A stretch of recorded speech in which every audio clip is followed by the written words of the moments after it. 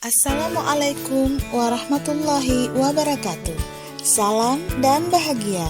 Perkenalkan, saya Herni Arpida ST, calon guru penggerak angkatan 7 dari SMA Negeri 2 Aceh Barat Daya.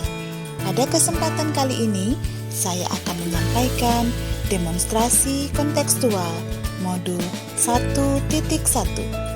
Bapak dan Ibu Guru Hebat.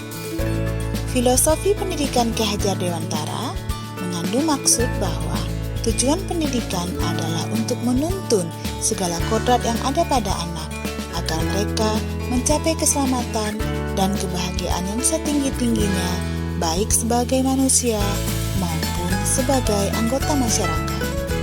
Dalam hal ini, Ki Hajar Dewantara memiliki filosofi di mana anak diibaratkan sebagai biji atau bibit jagung, sedangkan kita sebagai guru dilambangkan seorang petani.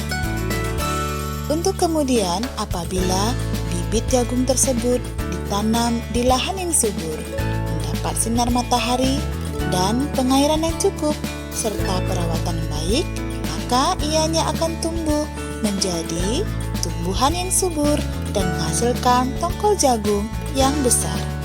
Namun apabila meskipun bibit jagung tersebut adalah bibit yang bagus atau bibit unggul, namun apabila ianya berada di lahan yang gersang, sinar matahari yang didapat tidak cukup, pengairan yang tidak cukup, dan perawatan yang tidak baik, maka ia menjadi tanaman jagung yang tumbuhnya tidak subur dengan hasil yang mengecewakan.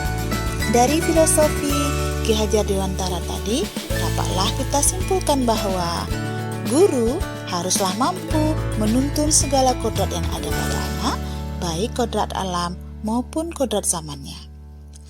Dalam melakukan proses pendidikan atau pembelajaran di kelas, maka guru hendaknya dapat menuntun peserta didik untuk mendapatkan keselamatan dan kebahagiaan dengan cara menghamba pada peserta didik.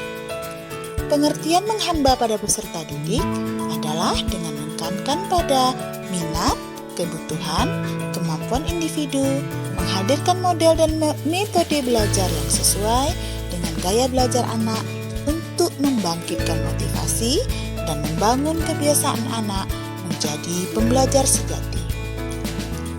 Beberapa implementasi pemikiran Ki Hajar Dewantara dapat kita lakukan.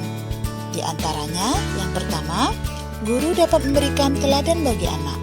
Dalam hal ini, baik dalam sikap, perkataan, maupun tindakan, guru hendaklah menjadi teladan.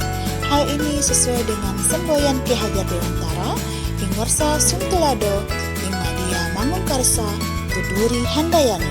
Seterusnya, guru hendaknya memvariasikan kegiatan pembelajaran. Hal ini dimaksudkan untuk menjawab kebutuhan, gaya belajar, dan minat anak yang berbeda-beda. Seterusnya, guru hendaklah memberikan pengalaman belajar yang kontekstual, di mana hal ini dapat digunakan anak untuk hidup dalam kehidupannya menjadi manusia yang seutuhnya. Oleh karena itu, Bapak dan Ibu guru hebat, mengajar dan mendidiklah dari hati, maka akan sampai ke hati. Nah, mari kita terus mengajar dan mendidik dari hati, agar anak tumbuh menjadi pembelajar sejati, selamat dan bahagia, menuju profil pelajar Pancasila. Sekian, wassalamualaikum warahmatullahi wabarakatuh.